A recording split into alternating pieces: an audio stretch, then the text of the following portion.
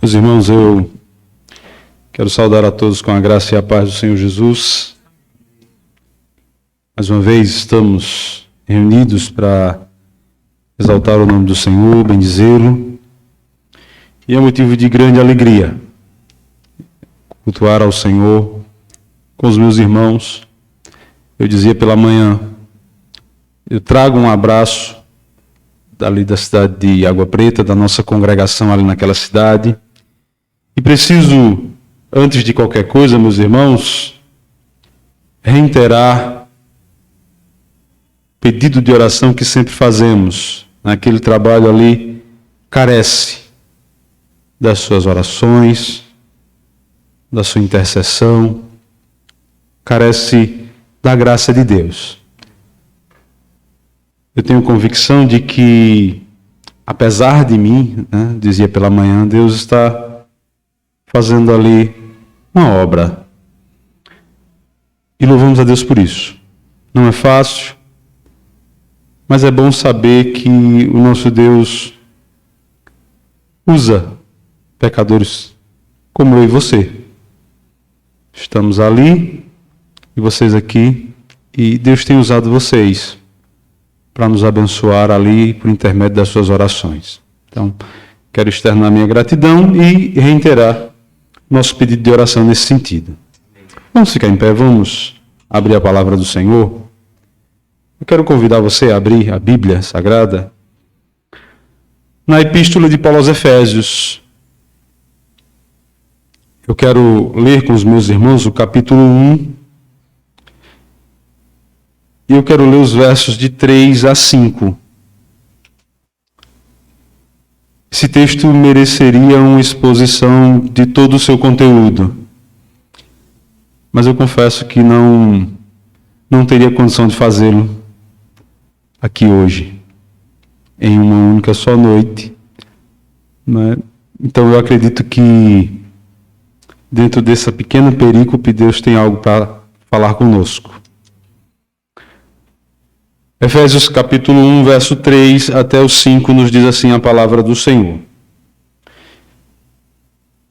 Bendito Deus e Pai de nosso Senhor Jesus Cristo, que nos tem abençoado com toda sorte de bênçãos espirituais nas regiões celestiais em Cristo, assim como nos escolheu nele antes da fundação do mundo, para sermos santos e irrepreensíveis perante ele em amor, nos predestinou para ele, para a adoção de filhos por meio de Jesus Cristo, segundo o beneplácito da sua vontade.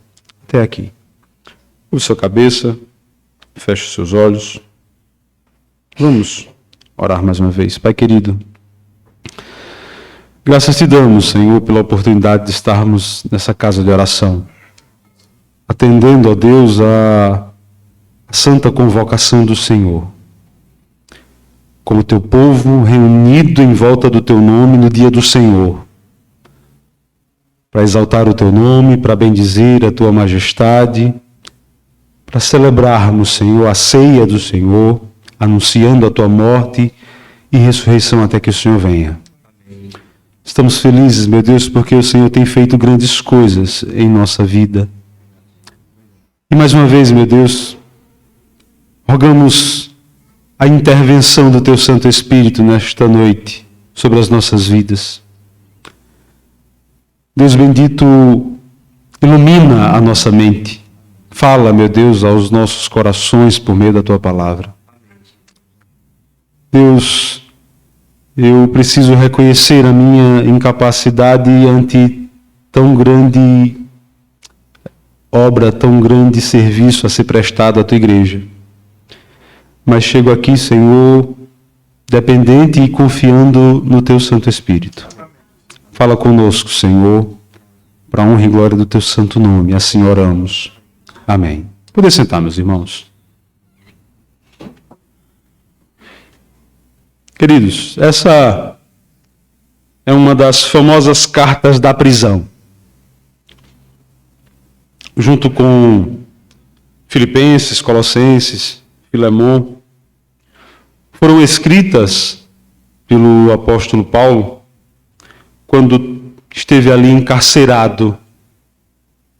Aquele encarceramento que culminou com a sua morte. É uma carta maravilhosa.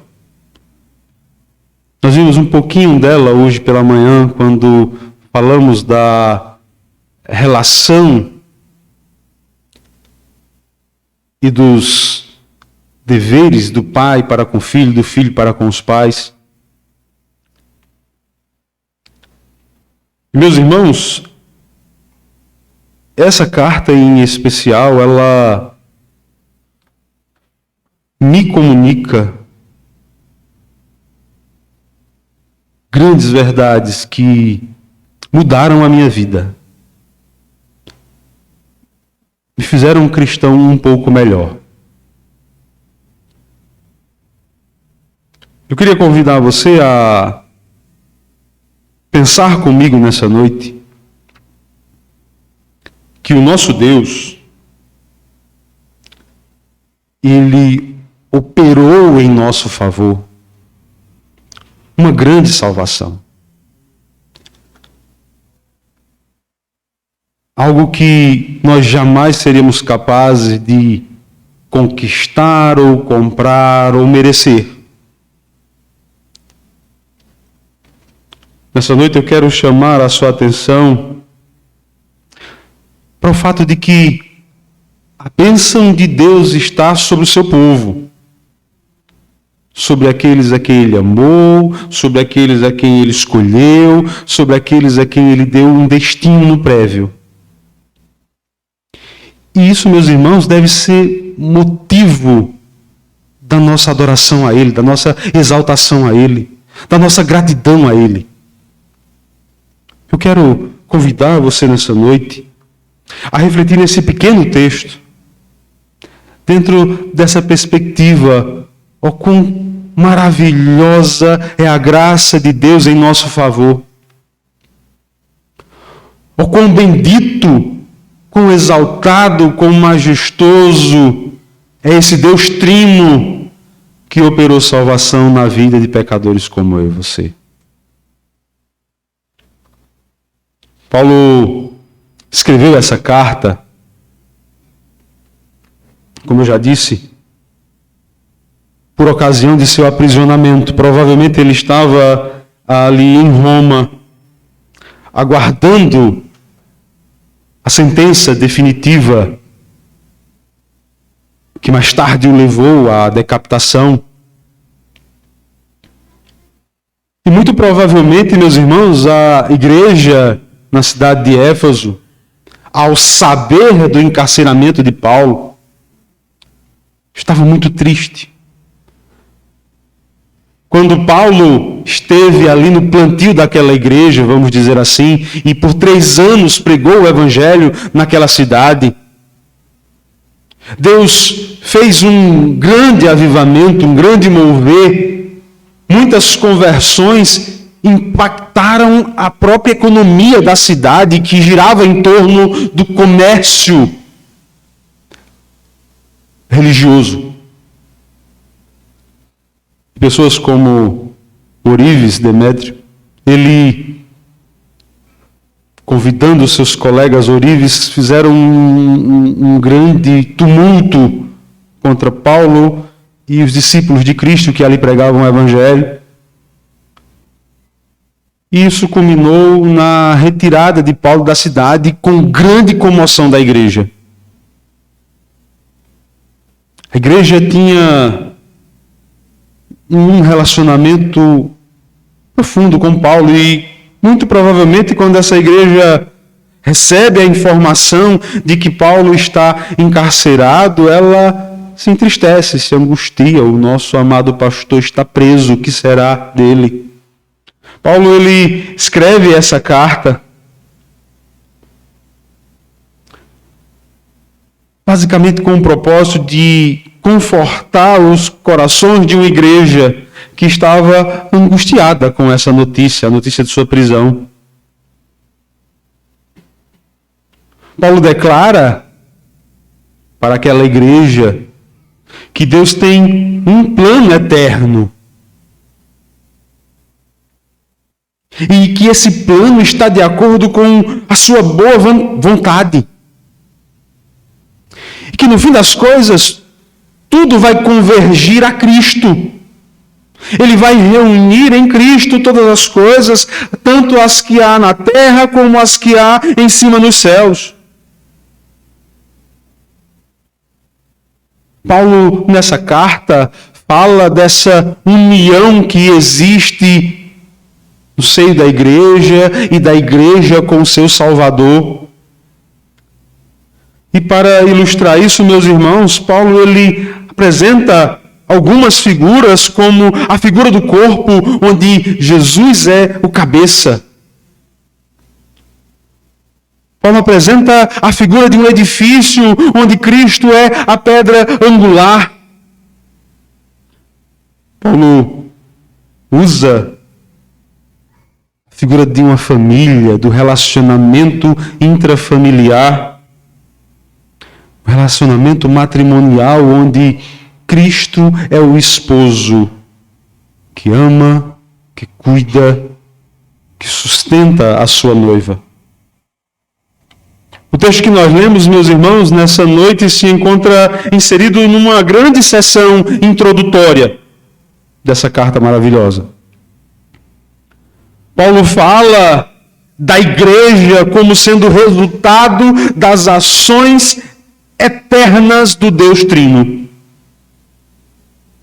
Paulo, nessa sessão introdutória, ele faz questão de apresentar a igreja, o povo de Deus, como sendo esse resultado da ação soberana de um Deus Trino no decurso da história.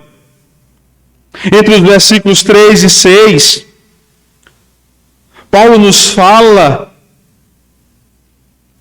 daquilo que Deus, o Pai, fez na eternidade passada para salvar o seu povo. Nos versículos de 7 a 12, o apóstolo trata também de como Jesus, o Deus Filho, executou no tempo presente o plano eterno de Deus para a nossa salvação. E por fim, meus irmãos, nos versos de 13 a 14, Paulo apresenta o Espírito Santo como o garantidor da promessa. Promessa que é válida, a igreja já desfruta, mas que será consumada perfeitamente no futuro.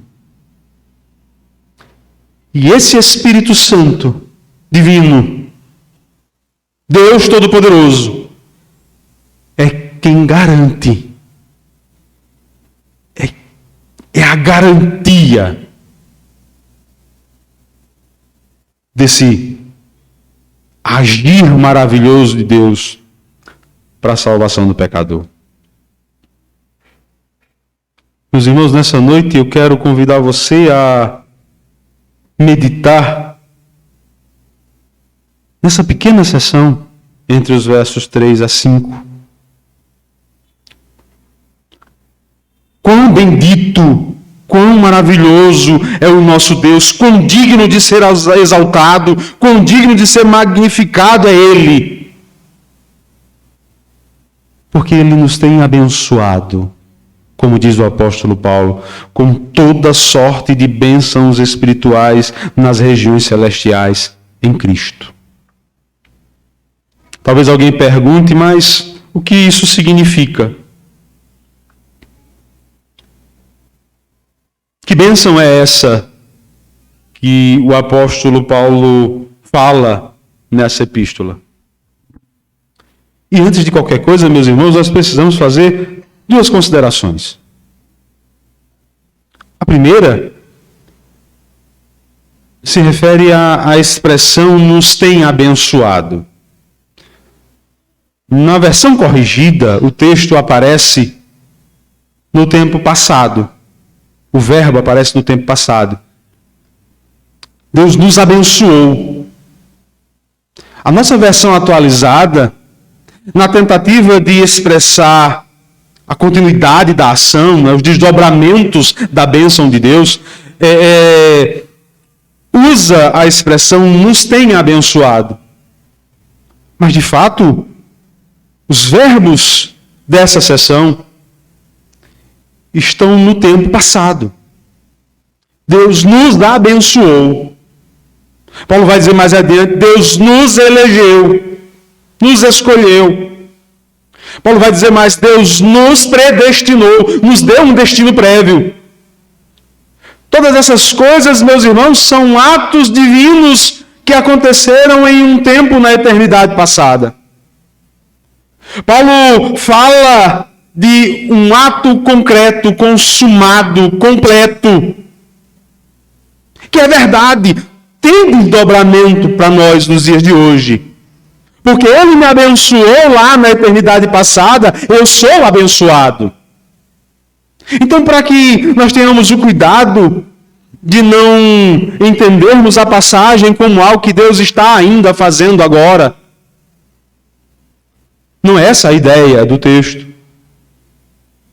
Deus já fez. Está feito. Está consumado. Deus nos abençoou e ponto. A segunda consideração que eu quero fazer se refere ao fato, meus irmãos, de que nos últimos anos essa famigerada teologia da prosperidade tem deturpado textos como esse. Tem se utilizado da expressão bênção de Deus em textos como esse para dar um ar de autoridade à sua distorção do Evangelho da graça. Usa-se essa expressão bênção de Deus para falar de prosperidade material.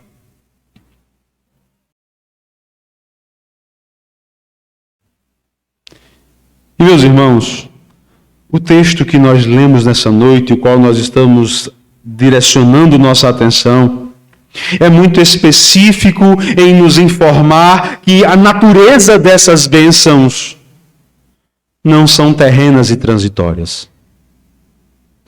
Não são passageiras. Não são coisas que a traça e a ferrugem podem corroer. Não são coisas que os ladrões podem escavarem e roubarem, mas são eternas. São espirituais e celestiais. Louvado seja Deus. Paulo não está falando de carro novo, de casas ou de fortuna. Embora seja isso que muitos estão procurando em nossos dias, definitivamente, essa não é a mensagem do Evangelho. Essa não é a mensagem do apóstolo Paulo. Paulo está falando de coisas superiores. Paulo está falando de coisas que o ouro não pode comprar. Paulo está falando, meus irmãos, de coisas que o esforço humano não pode garantir. Paulo está falando da ação soberana de Deus desde a eternidade passada em favor de um povo que Ele amou, que Ele escolheu e que Ele deu destino. Paulo, nessa sessão, ele nos apresenta, meus irmãos, duas dessas bênçãos que o Pai nos deu em Cristo. Duas bênçãos, meus irmãos, das quais decorrem todas as outras.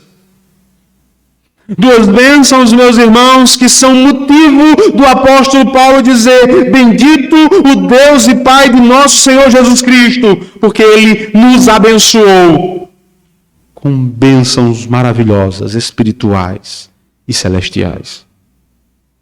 Em primeiro lugar, meus irmãos, o apóstolo nos fala da eleição divina como sendo a primeira dessas bênçãos espirituais e celestiais com a qual fomos abençoados.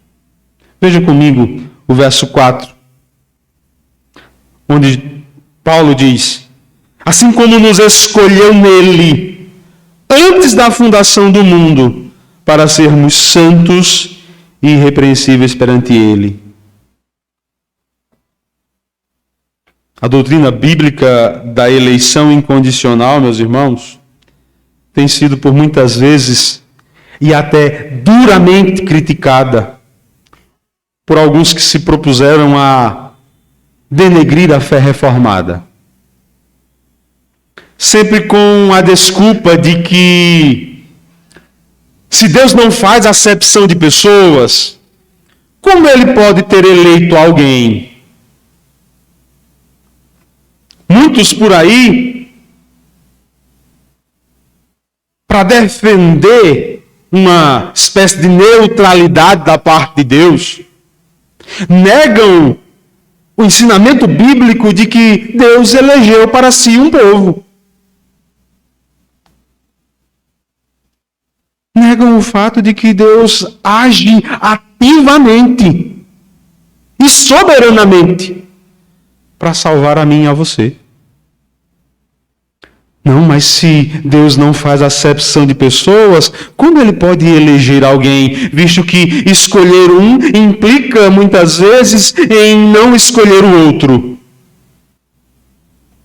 Alguns vão dizer que quando Deus escolhe da massa caída uns e outros não, Deus está sendo injusto. Não, meus irmãos, absolutamente não. Deus não precisava salvar ninguém. A massa da humanidade caída, perdida, merece mesmo um inferno. É isso que eu mereço, é isso que você merece.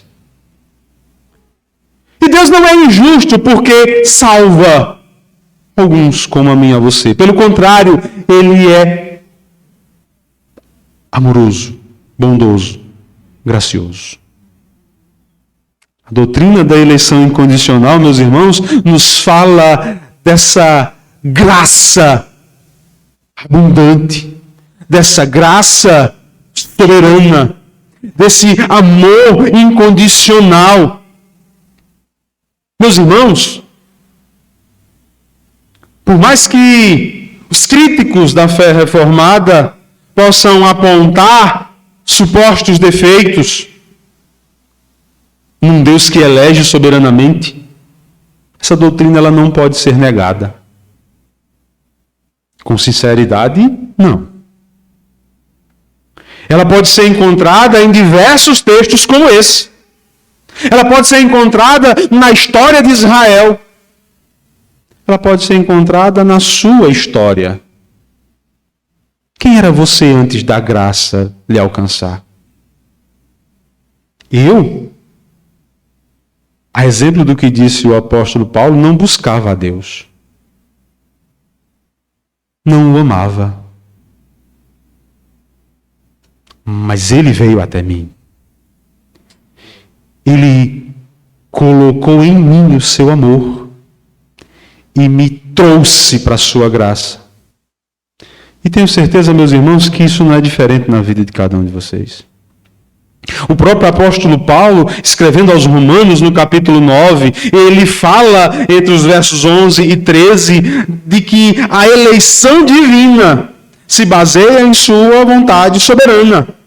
Ele cita uma passagem do Antigo Testamento relacionada a Jacó e Esaú, e ele diz: ainda não eram os gêmeos nascidos, nem tinham praticado bem ou mal, para que se cumprisse o propósito de Deus quanto à eleição, e prevalecesse não por obras, mas por aquele que chama.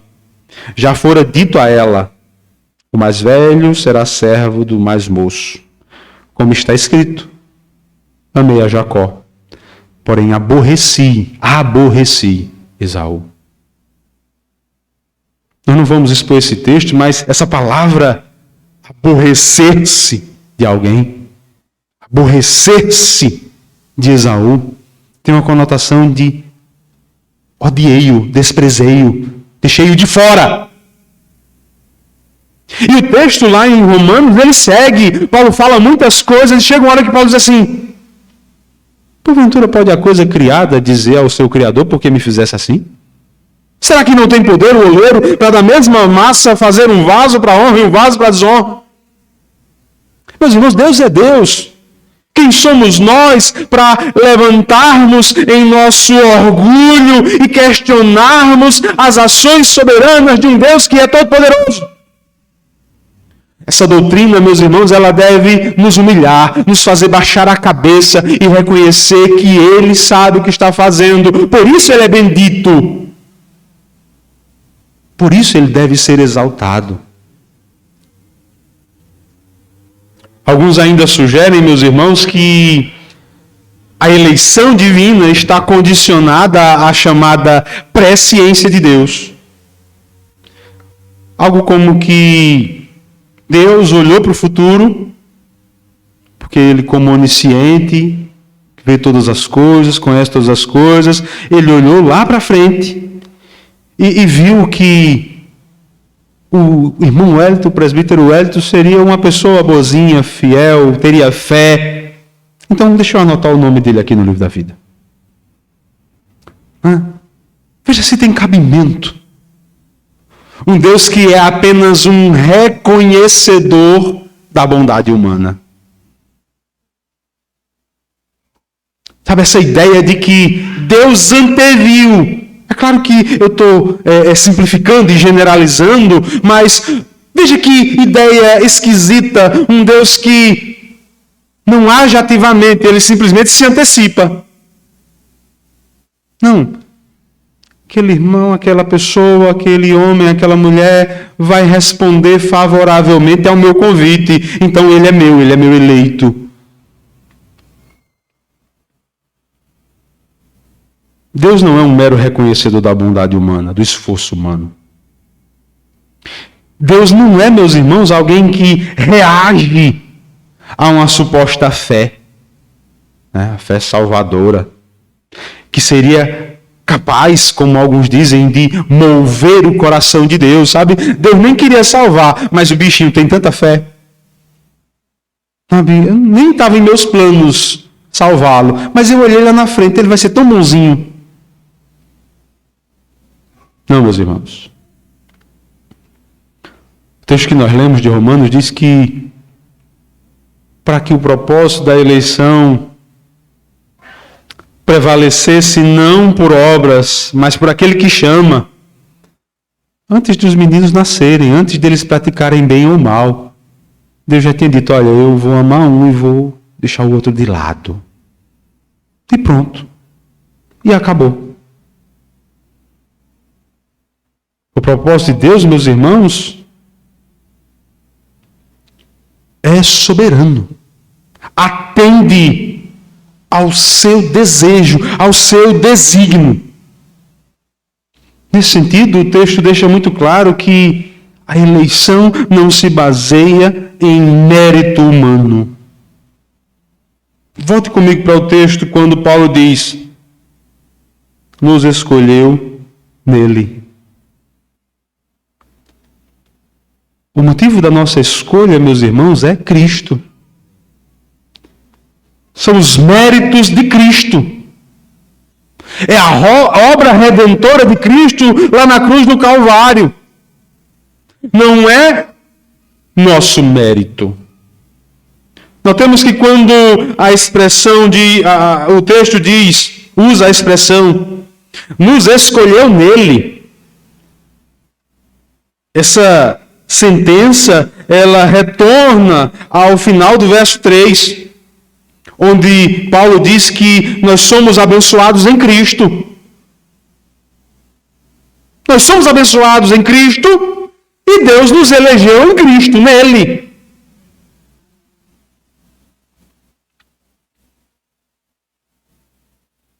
O motivo, a razão da eleição não é a sua bondade. Você não está aqui nessa noite porque você é bonzinho. Porque você saiu de casa para ouvir uma boa palavra, boas músicas. Eu creio que você está aqui nessa noite porque o Espírito Santo te convidou. Porque Deus está te chamando. E se Ele está te chamando, é porque Ele lhe escolheu. Não é porque você é bonzinho. é porque Ele é bom. Outra informação, meus irmãos, que merece nossa atenção, é o que diz o apóstolo Paulo sobre quando aconteceu essa eleição. Nos escolheu nele antes da fundação do mundo. É a mesma ideia do texto de Paulo aos Romanos. Os meninos não tinham nascido, eles não tinham feito bem ou mal, e Deus escolheu Jacó e deixou para lá Esaú. Abandonou Esaú, odiou Esaú.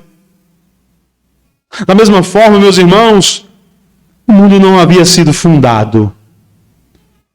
E Deus sentou-se, para usar uma linguagem humana, e disse: esse é meu,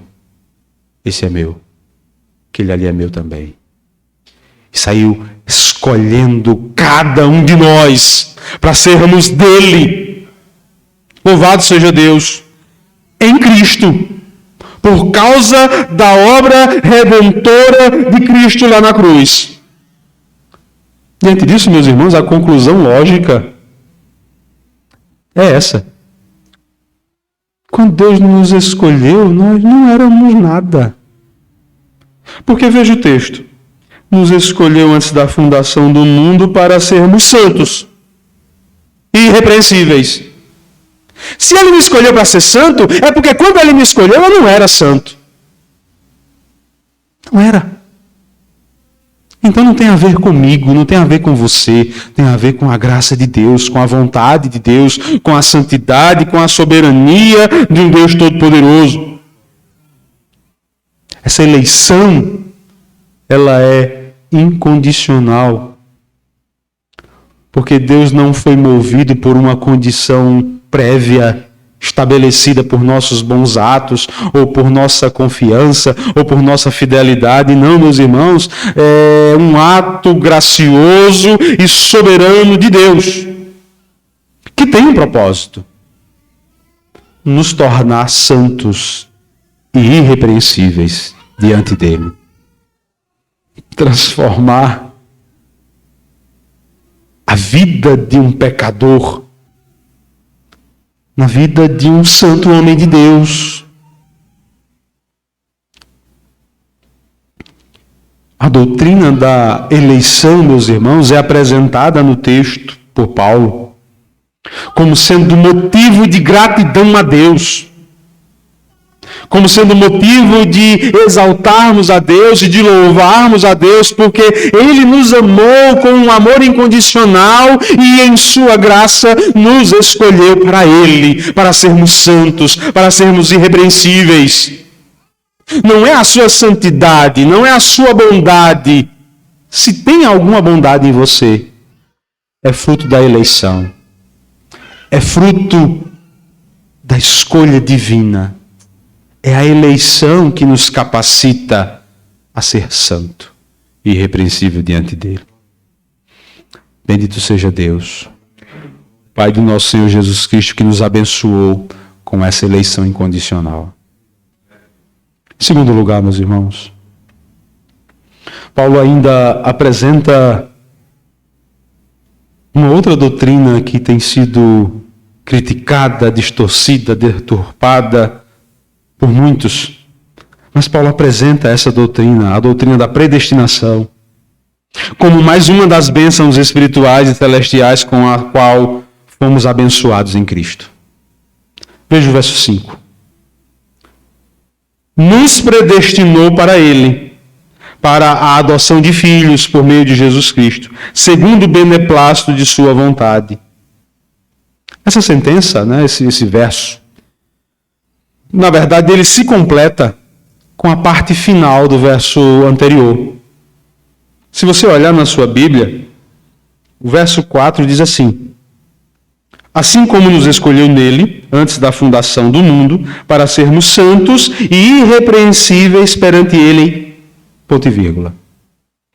E em amor, nos predestinou para ele, para a adoção de filhos, por meio de Jesus Cristo, segundo o beneplácito de sua vontade. Meus irmãos, isso deixa muito claro que a predestinação é motivada pelo amor de Deus. É em amor que Deus nos predestina. É em amor que Deus nos dá o destino. De maneira prévia. É justamente isso o que esse verbo quer dizer. Predestinar é dar a alguém um destino antecipado, prévio. Deus, na eternidade passada, designou para nós um destino que vai ser alcançado. É algo certo. É algo acabado. É algo decidido por Deus. E o que foi que ele decidiu? Ele nos predestinou para ele. O destino meu, o meu destino, o seu destino é ser de Deus.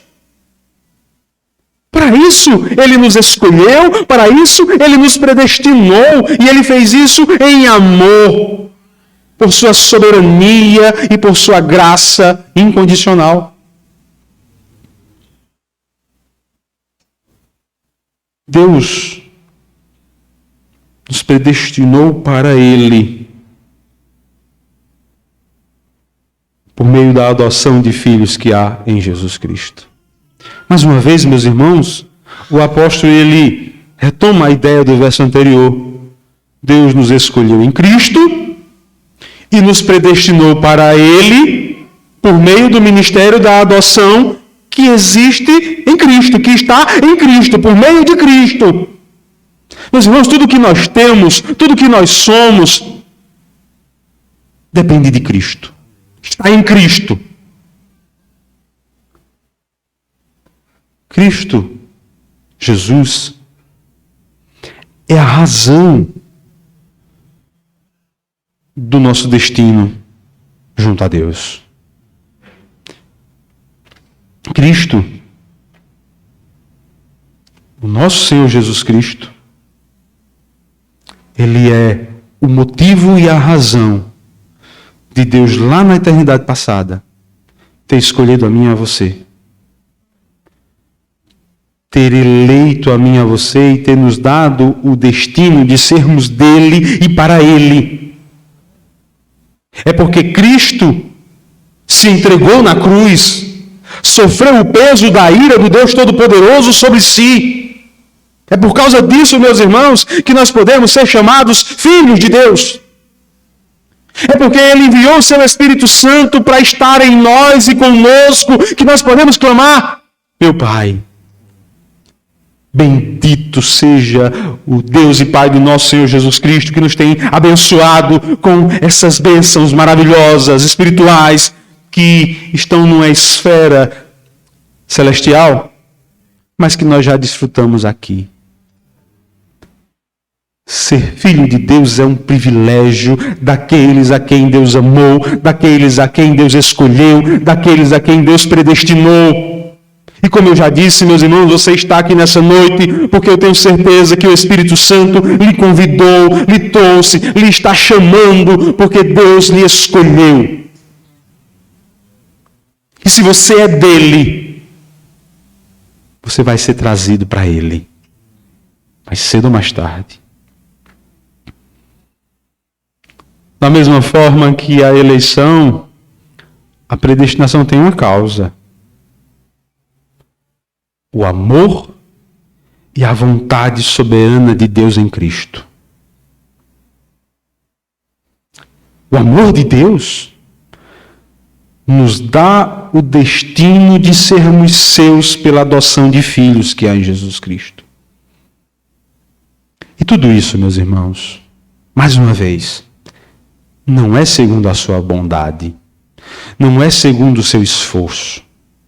Sabe, o texto que nós citamos de Romanos, Paulo também diz: não depende de quem corre, não é para quem se esforça,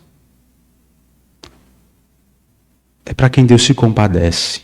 Louvado seja Deus que se compadeceu de nós, que se compadeceu de você, que nos fez, meus irmãos, povo seu e ovelhas do seu pastoreio, do seu rebanho. Louvado seja Deus. É tudo segundo a sua boa vontade. Veja o texto. Nos predestinou para a adoção de filhos por meio de Jesus Cristo, segundo o beneplácito da sua vontade. Porque Deus quis. Deus se agradou de assim fazê-lo. Para Deus foi prazeroso salvar pecadores como nós. Louvado seja Deus, que é tão bondoso. Meus irmãos, o apóstolo Paulo, ele apresenta essas duas bênçãos operadas pelo Pai na eternidade como motivo da nossa devoção, da nossa adoração. Sabe? Tem tanta gente por aí se dizendo eleito, que não tem uma vida de devoção a Deus, que não tem uma vida de adoração a Deus, que não tem uma vida de submissão a Deus, que não tem uma vida, meus irmãos, de comunhão com Deus, que não tem uma vida de santidade diante de Deus. A pergunta que pode ser feita é: que eleito é esse? Que Deus não produziu nele santidade? Que eleito é esse, que predestinado a esse que não está em Cristo? Não, meus irmãos. A eleição não é um vale night para você fazer o que você quiser. Não. A eleição implica um compromisso de Deus para comigo, que me muda, que me transforma, que me faz ser diferente, que me faz abandonar o pecado e lutar contra o pecado que, vez ou outra, quer se esbaldar.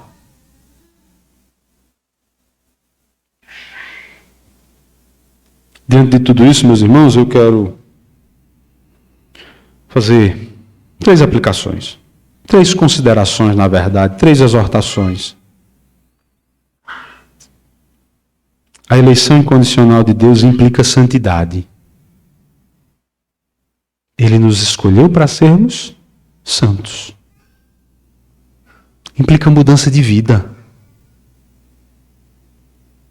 Essa escolha foi lá no passado, antes da fundação do mundo.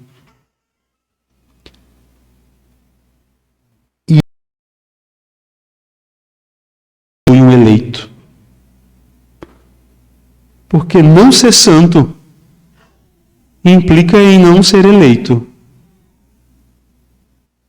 Eleito, ele vai ser santo. Porque o Espírito Santo nele vai produzir santidade, meus irmãos. Vai produzir mudança de vida, meus irmãos. Vai produzir regeneração, abandono, nova disposição mental. Eu que não amava a Deus, que não procurava a Deus, hoje sou louco por Deus porque entendo que Ele é a razão da minha vida, da minha salvação, da minha existência. Glória a Ele. Se alguém se diz eleito e não ama a santidade, não busca essa irrepreensibilidade, não vive na busca incessante de fazer morrer a carne, como ensina o apóstolo Paulo, essa pessoa está dando indícios de que não é um eleito. Se você é um eleito, viva em santidade, seja santo.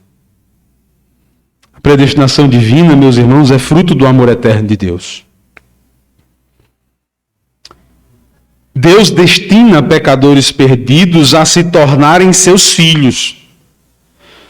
Por isso nós devemos viver como filhos de Deus. Como disse o apóstolo Paulo, sede imitadores de Deus como filhos amados. Você conhece o Deus que lhe chamou, que lhe escolheu, que lhe predestinou? Viva como Ele quer. É tão fácil bater no peito e dizer, mas eu sou filho de Deus. Então viva como um filho de Deus. Porque nós vemos um tempo de grande hipocrisia em que as pessoas vivem uma religiosidade falsa, morta. muitas vezes tem uma aparência. A igreja de Cristo, aqueles a quem Deus escolheu, predestinou, não podem viver uma vida de religiosidade morta. Precisam ser santos. Não para conquistarem nada diante de Deus, mas porque isso é um desdobramento da eleição. Viver como filho de Deus não é para alcançar de Deus algum favor, mas é um desdobramento da predestinação. Ele me predestinou para ser dele por meio da adoção de filho. Então, eu tenho que viver como filho de Deus. Faça isso. Por fim, meus irmãos, Deus nos abençoou com toda sorte de bênçãos espirituais nas regiões celestiais. Bênçãos como a eleição, a predestinação, das quais decorrem todas as demais bênçãos. A regeneração, a própria santidade, a vida eterna, a vida de paz com Deus. Tudo tem a sua origem nessas duas coisas. Deus elegeu a mim e a você antes da fundação do mundo para ser santo. Deus predestinou a mim e a você para ser filho de Deus. Louvado seja Deus. Que o Senhor nos abençoe. Curva sua cabeça. Pai querido, quero te dar graças, Senhor, por tua palavra, meu Deus. Palavra que é santa, é viva, é eficaz, que é penetrante. E Deus, a minha oração nessa noite é que o Senhor nos faça enxergar essas verdades na tua palavra. E que isso nos leve a ter uma vida de adoração, de amor, de gratidão, de devoção, meu Deus. Que isso produza em nós uma nova disposição para com o Senhor. Assim eu oro, meu Deus, em nome de Jesus. Amém. Deus abençoe.